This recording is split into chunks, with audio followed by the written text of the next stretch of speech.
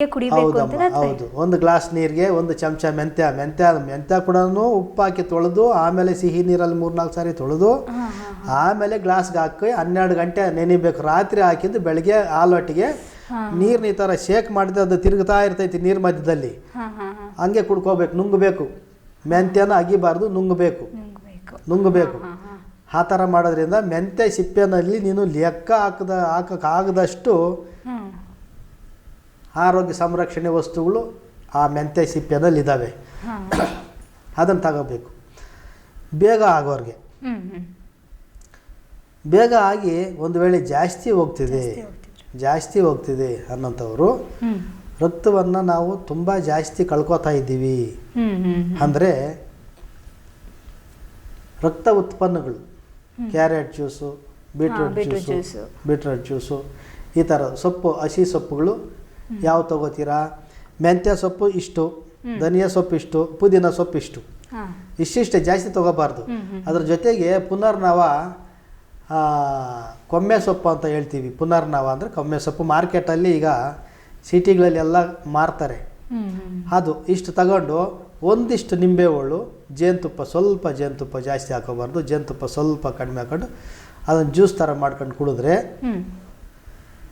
Green colour leaps ಏನಿದೆಯೋ ಅದೆಲ್ಲ ಬಾಡಿನಲ್ಲಿ ಹೋದ್ಮೇಲೆ ಅದು ರೆಡ್ ಆಗಿ ಪರಿಣಮಿಸ್ತೈತೆ. ಅಂದರೆ ರಕ್ತವಾಗಿ ಚೇಂಜ್ ಆಗ್ತದೆ. ಗ್ರೀನ್ ಕಲರ್ ಎಲ್ಲ ಬಾಡಿನಲ್ಲಿ ಡೈಜೆಷನ್ ಆದರೆ ರಕ್ತವಾಗಿ ಚೇಂಜ್ ಆಗ್ತದೆ. ಇಲ್ಲಿ ರಕ್ತ ಕಡಿಮೆ ಇರ್ತಕ್ಕಂಥವರು ಈ ಥರ ಮಾಡ್ಕೋಬೇಕು. ಅತಿಯಾಗಿ ಈಗ ಸಮಯಕ್ಕೆ ದಾಟಿ 28 ದಿವಸಕ್ಕೆ ಬ್ಲೀಡಿಂಗ್ ಬರಬೇಕು, ಮುಟ್ಟು ಬರಬೇಕು. ಒಂದು 5 ದಿವಸ 6 ದಿವಸ ಲೇಟ್ ಆಗುತ್ತೆ, 7 ದಿವಸ ಲೇಟ್ ಆಗುತ್ತೆ. ಕೆಲವ್ರಿಗೆ ಅದು ಬ್ಲೀಡಿಂಗೇ ಬರೋದಿಲ್ಲ, ಸ್ವಲ್ಪ ಕಾಣಿಸ್ಕೊಂಡು ಸುಮ್ಮನಾಗ್ಬಿಡ್ತೈತಿ. ಅಲ್ಲಿ ತಿಳ್ಕೊಬೇಕು ಬಾಡಿ ಡ್ರೈ ಆಗಿದೆ, ಅವ್ರಿಗೆ ಪಿತ್ತ ಪ್ರಕೋಪ ಜಾಸ್ತಿ ಇದೆ, ವಾತ ಪಿತ್ತ ಕಫಗಳಲ್ಲಿ ಪಿತ್ತ ಜಾಸ್ತಿ ಇದೆ, ಬಾಡಿ ಡ್ರೈ ಆಗಿದೆ, ನಾವು ಇಷ್ಟು ದಪ್ಪ ಇದ್ದೀವಿ, ಇಷ್ಟಿದ್ದೀವಿ, ನಮಗೆ ರಕ್ತ ಬರ್ತಿಲ್ಲ ಅಂದರೆ ಇಷ್ಟು ದಪ್ಪ ಇರೋದು ರಕ್ತ ಅಲ್ಲ, ಗಾಳಿ ವಾತ. ಯಾರಿಗೆ ವಾತ ಜಾಸ್ತಿ ಇದೆಯೋ ಅವರು ದಪ್ಪ ಆಗ್ತಾರಷ್ಟೇ. ಮಾಂಸಖಂಡ ಅಲ್ಲ, ಅದು ಗಾಳಿ. ವಾತ ಜಾಸ್ತಿ ಇದ್ದರೆ ದಪ್ಪ ಆಗ್ತಾರೆ ಶರೀರ ಅಷ್ಟೇ, ರಕ್ತ ಇರೋದಿಲ್ಲ. ಅಂಥವ್ರಿಗೆ ರಕ್ತ ಜಾಸ್ತಿ ಉತ್ಪತ್ತಿ ಆಗಬೇಕಂದ್ರೆ ಒಣ ದ್ರಾಕ್ಷಿ ತುಂಬ ಹಳೇದಾಗಿರಬೇಕು. ಅದು ಕಾಫಿ ಕಲರ್ಗೆ ಬಂದಿರ್ತೈತೆ. ಒಣ ದ್ರಾಕ್ಷಿನ ತಂದು ನೀರಲ್ಲಿ ನೆನೆಸಿ 32 ಹಣ್ಣು ಲೆಕ್ಕ ಮಾಡ್ಕೊಂಡು ರಾತ್ರಿ ನೀರಿಗೆ ಹಾಕಿದ್ರೆ ಬೆಳಗ್ಗೆಗೆ ದಪ್ಪ ಆಗಿರುತ್ತೆ, ಮಾಮೂಲಿ ದ್ರಾಕ್ಷಿ ಥರ ಆಗಿರುತ್ತೆ. ಅದನ್ನು ಅತಿ ಮಧುರದ ಪೌಡ್ರ್ ಬರುತ್ತೆ, ಅತಿ ಮಧುರದ ಪೌಡ್ರಲ್ಲಿ ಹಿಂಗೆ ಅದ್ದುಕೊಂಡು ಬಾಯಲ್ಲಿ ಹಾಕೊಂಡು ತಿನ್ಕೋಬೇಕು. 20 ದಿವಸ ತಿಂದರೆ ಬ್ಲಡ್ ಚೆಕಪ್ ಮಾಡಿಸ್ಕೊಳ್ಳಿ. ಬ್ಲಡ್ ಚೆಕಪ್ ಮಾಡಿಸ್ಕೊಂಡು ಬ್ಲಡ್ ಕಡಿಮೆ ಇದೆ ಅಂತ ರಿಪೋರ್ಟ್ ಬಂದರೆ 20 ದಿವಸ ನಾನು ಹೇಳಿದ ರೆಮಿಡಿ ಮಾಡಿ ಆಮೇಲೆ ಚೆಕಪ್ಗೆ ಹೋಗಲಿ. ಬ್ಲಡ್ ಇಂಪ್ರೂವ್ ಆಗಿರೋದು ದಾಖಲೆ ಸಿಗುತ್ತೆ ನಿಮಗೆ. ಬ್ಲಡ್ ಕಡಿಮೆ ಇರ್ತಕ್ಕಂಥವರು ಇದನ್ನು ಮಾಡಿದ್ರೆ 100% ರಿಸಲ್ಟ್ ಇದೆ. ಈಗ ಈ ರಹಸ್ಯ ಗೊತ್ತಿರ್ತಕ್ಕಂಥ ಪಂಡಿತರು ಏನು ಮಾಡ್ತಾರೆ? ರಹಸ್ಯ ಬಿಡಲ್ಲ. ರಹಸ್ಯ ಬಿಡದೆ ರಕ್ತ ಕಡಿಮೆ ಇದೆ ನಮಗೆ ಅಂತ ಹೇಳಿದ್ರೆ ಬನ್ನಿ ಒಳ್ಳೆ ಔಷಧಿ ಕೊಡ್ತೀವಿ ಅಂತ ಹೇಳ್ತಾರೆ. ಇದನ್ನೇ ಕುಟ್ಟಿ ಮಾತ್ರೆ ಮಾಡಿ ಕೊಡ್ತಾರೆ ಅಷ್ಟೇ. 20 ದಿವಸಕ್ಕೆ ಬ್ಲಡ್ ಇಂಪ್ರೂವ್ ಆಯಿತು, ಅದು ಮಾರ್ಕೆಟಿಂಗ್ ಆಯಿತು. ನಮ್ಮ ವೀಕ್ಷಕರಿಗೆ ಏನು ಸಿಕ್ತಲ್ಲಿ? ನಮ್ಮ ವೀಕ್ಷಕರಿಗೆ ಏನು ಸಿಗಲಿಲ್ಲ. ನಾವು ಕುಂತು ಮಾತಾಡುವಾಗ ವೀಕ್ಷಕರಿಗೆ ಏನಾದರೂ ಅಲ್ಲಿ ಮನೆಯಲ್ಲೇ ಮಾಡ್ಕೊಳ್ಳೋಂಥದ್ದು ಸಿಗಬೇಕು ಲಾಭ.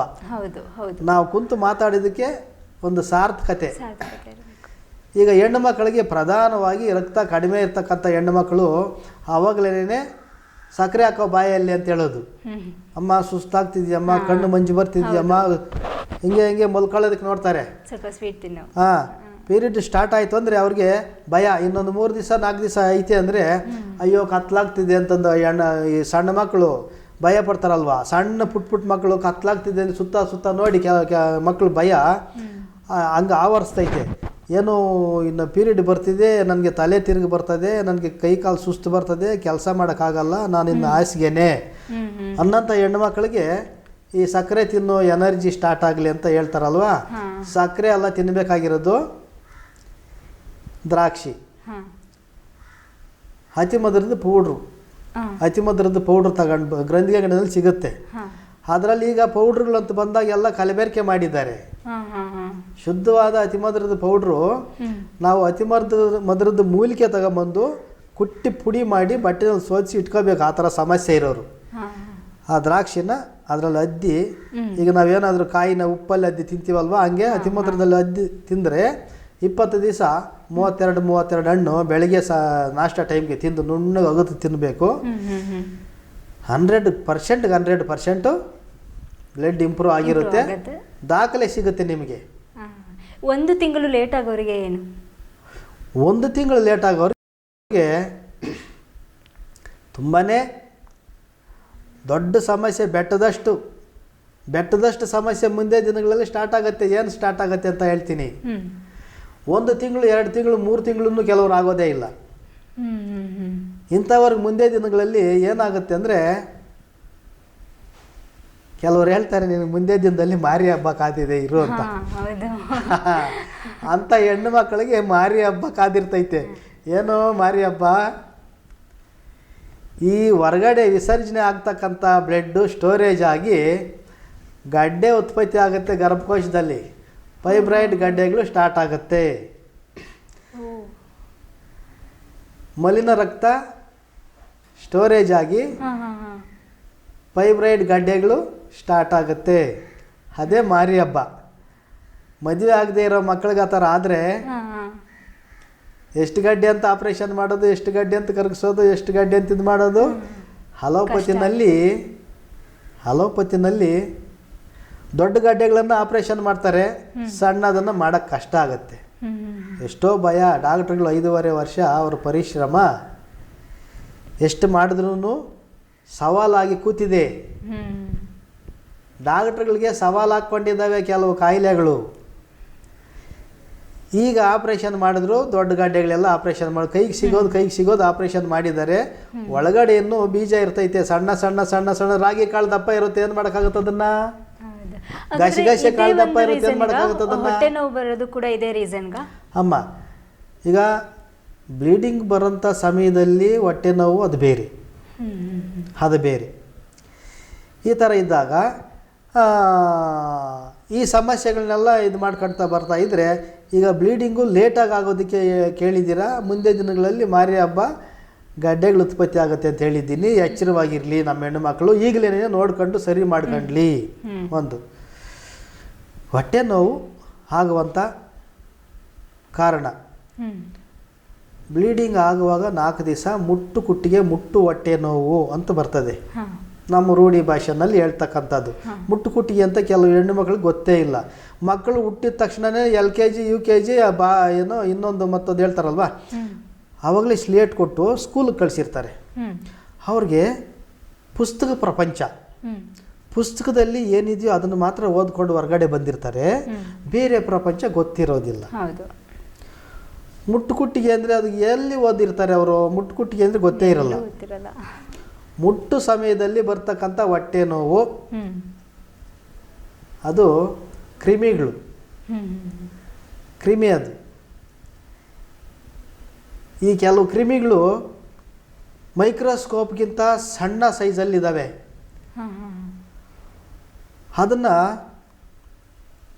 ಆಯುರ್ವೇದ ಗ್ರಂಥಗಳಲ್ಲಿ ಕೆಲವಾರು ಕಡೆ ಆಯುರ್ವೇದ ಗ್ರಂಥಗಳಲ್ಲಿ ಮತ್ತು ಭೂತ ವೈದ್ಯದ ಗ್ರಂಥಗಳಲ್ಲಿ ಬರೆದಿದ್ದಾರೆ. ಭೂತ ವೈದ್ಯದ ಗ್ರಂಥಗಳು ಅಂದರೆ ಈ ಸಿದ್ಧ ವೈದ್ಯ ಆಗ್ಬೋದು, ಆಯುರ್ವೇದ ಆಗ್ಬೋದು, ನಾಟಿ ವೈದ್ಯ ಆಗ್ಬೋದು, ಯುನಾನಿ ವೈದ್ಯ ಆಗ್ಬೋದು. ಈ ಔಷಧಿಗಳನ್ನ ತಯಾರು ಮಾಡುವಂಥ ಗ್ರಂಥಗಳಲ್ಲಿ, ಹಳೆಯ ಕಾಲದ ಗ್ರಂಥಗಳಲ್ಲಿ ಅದರಲ್ಲಿ ಭೂತ ವೈದ್ಯ ಅಂತಿದೆ. ವೈದ್ಯ ಅಂದರೆ ಔಷಧಿಗಳು ತಯಾರು ಮಾಡೋದೆ. ಭೂತ ಅಂದರೆ ಏನು ಅಂತ ಒಂದು ನಾನು ಹುಡುಕ್ತಾ ಹೋದರೆ ಕೆಲವಾರು ಗ್ರಂಥಗಳಲ್ಲಿ ಭೂತ ಅನ್ನೋದು ಅತಿ ಸೂಕ್ಷ್ಮಾಣು. ಇದನ್ನೊಂದು 100 ಸಾರಿ ಅನ್ನಿ. ಅಷ್ಟು ಚಿಕ್ಕ ಸೈಜು, ಮೈಕ್ರೋಸ್ಕೋಪ್ ಲೆವೆಲ್ಗಿಂತ ಚಿಕ್ಕ ಸೈಜ್ ಕ್ರಿಮಿಗಳು, ಅದನ್ನು ಭೂತ ಅಂತ ಕರೆದಿದ್ದಾರೆ. ಕೆಲವಾರು ಗ್ರಂಥಗಳಲ್ಲಿ ಕರೆದಿದ್ದಾರೆ. ಇವೇನಾಗುತ್ತೆ, ತೀರಾ ಸಣ್ಣ ಇರೋವು, ಮೈಕ್ರೋಸ್ಕೋಪ್ಗಿಂತ ಕಡಿಮೆ ಸೈಜ್ ಇರುತ್ತಾ ಕ್ರಿಮಿಗಳು ನಮ್ಮ ಬಾಡಿನ ಏನು ಮಾಡೋದಿಲ್ಲ ಅನ್ನೋ ಮಟ್ಟಕ್ಕೆ ಬಿಟ್ಟಿದೆ.